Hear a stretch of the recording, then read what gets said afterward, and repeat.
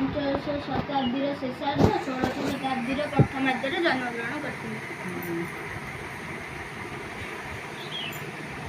भाषा ज्ञान नथिले मनुष्य केउ पदवाच्य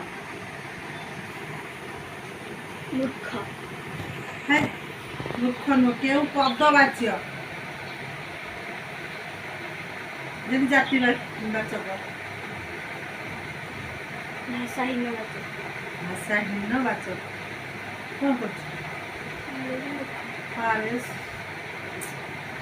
पिंपुड़ी आमको की शिक्षा दे थाए श्रमशीलता पद पूर्ण कर मातृभाषा प्रति ना तुम कौन लिखिज कौन लिखिज कौन उत्तर कौन लिखिज मूर्ख ना नहीं जो पिंपुड़ी आमको ए गोटा भूल कर दे भाषा ज्ञान ना ना पिंपुड़ी आमको कौन देछि ओटा आमको की शिक्षा दे थाए श्रम शिक्षा माने तुम केमिति लिखिलो ताकू पिंपुड़ी आमको श्रमशीलता शिक्षा दे थाए ए भली लिखिछ ना खाली श्रमशीलता शिक्षा लिखि देछ ना एमती हिंदी लिखिछ एइटा को सेमती लिखि मातृभाषा प्रति छुईबा को तो करे ड्यास मातृभाषा प्रति छुईबा को करे ड्यास मातृभाषा प्रति छुईबा को करे मोर मन ए देह मिसु माटी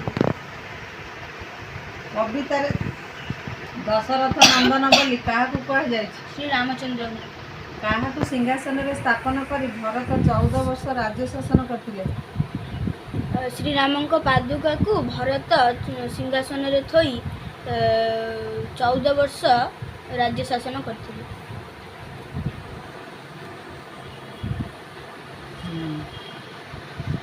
उपरिस्थ हाकिम माने किपरि असुस्थ होई पड़ती बोली कह जाए अधिक मद्यपान जोगु अधिक सुस्वादु खाद्य खाई कदर्य पाणीपाग जोगु कदर्य पाणीपाग जोगु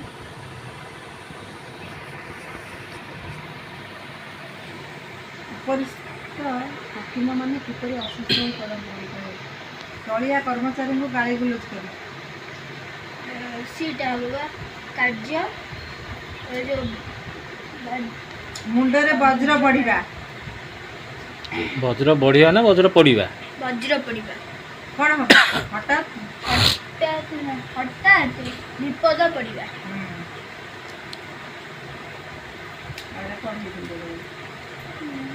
हरि सिंह आनंद पानी फटका परी फाटीगला यार उद्देश्य कौन स्त्री मृत्यु पर देहांत है सिंह उपरे बाबूंकर भारी मेहरबानी रेखांकित पदर अर्थ कौन मेहरबानी प्रिय भाजन सेवा घर खर्च पुअर पाठ पढ़ा हरि सिंह केते टंका गाँ को पठाती 5 टंका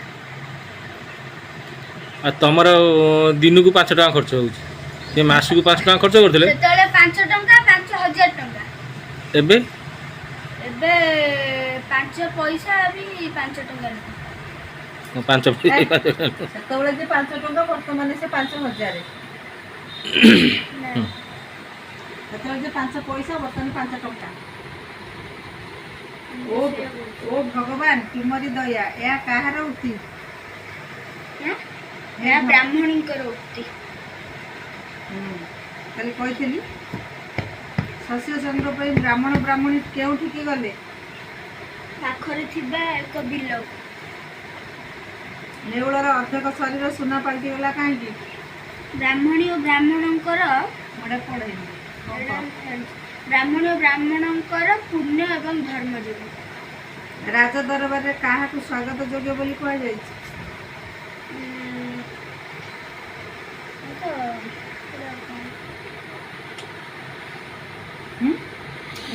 जहार भाषा पड़ी जीवो यार भाषा अच्छी जे भाषा भजा भेंडी आलू भजा निश्चित नियमबद्ध ध्वनि मानकर समाहार को कौन कह जाए लिपि अरे केते जोर वर्षा होउछ आ मार्केट जाई हेबनी हेले आ जा अछि से रोसे कर दो ये टिके अरुआ तो मुग डालमा आ कौन ଭଜା ଫଜା କରିଦେବ ଘିଅ ଟିକେ ପକେଇ ଖାଇଦେବା ଚଳେଇଦେବା ଆଜି ଆଉ।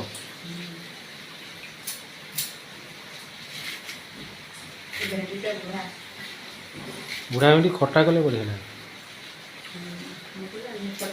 ଖଟା ହୁଏ କିନ୍ତୁ ମୁଁ ଜାଣିଛି ବିନା ଟମାଟର ଟିକେ ଦରକାର ବିଶେଷ।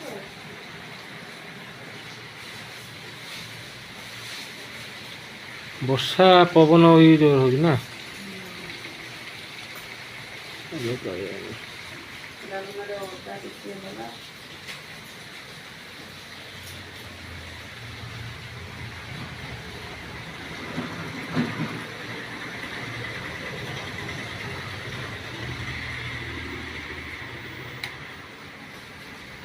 ଆମ ଠାକୁର ଅଛନ୍ତି ଏଇଠି, ଘରେ ପୂଜା ହୁଅନ୍ତି।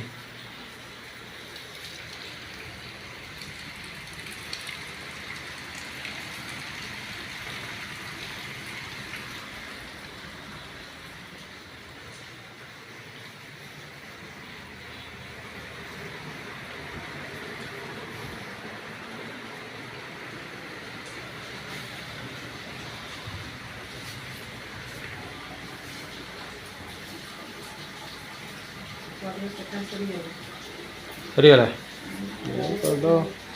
ପୁଅ ଆସିବ ଗୋଟେ ବେଳକୁ ନା? ପୁଅ ଯାଇଛି ସ୍କୁଲକୁ, ତାର ଆଜି ପରୀକ୍ଷା। ହଁ